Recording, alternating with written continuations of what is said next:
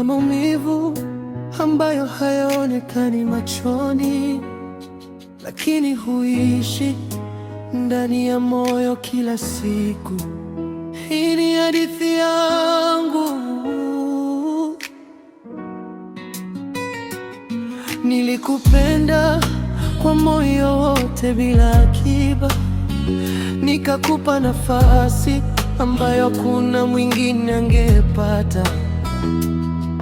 Niliona maisha yangu ndani ya macho yako, sikujua siku moja ningebaki na kumbukumbu zako.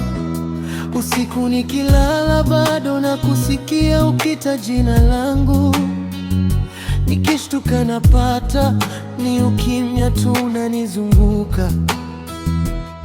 Nimejaribu kusahau lakini moyo umekataa. Kila hatua nikipiga kivuli chako unifuata. Mbona hadi zilivunjika kirahisi hivyo? Mbona mapenzi yaligeuka maumivu ghafla hivyo? Maswali mengi hayana majibu leo, na moyo wangu bado unakutafuta. Alphonse analia kimya kimya usiku, akificha machozi nyuma ya tabasamu. Yule aliyempenda ameondoka mbali, na ameacha moyo wake vipande vipande. Alphonse bado anakumbuka kila neno, kila ahadi, kila ndoto tuliyojenga.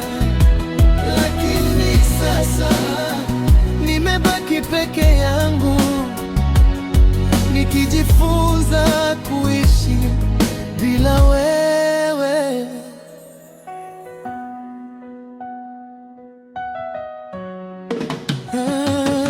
Nilikuwa tayari kupigana na dunia kwa ajili yako, lakini sikuweza kupigana na moyo wako ulipobadilika.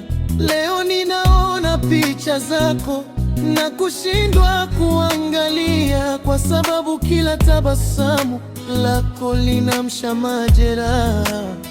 Marafiki wanasema muda utaponya, lakini hawajui jinsi ulivyokuwa sehemu yangu. Hawajui kuwa kila wimbo naosikia hunirudisha pale tulipoanza. Na kama una furaha mahali ulipo, nitajaribu kukubali hata kama inauma, kwa sababu mapenzi ya kweli wakati mwingine huachia badala ya kushikilia. Alphonse analia kimya kimya usiku, lakini atamka tena akiwa na nguvu. Ingawa moyo wake umejeruhiwa sana, ataendelea mbele.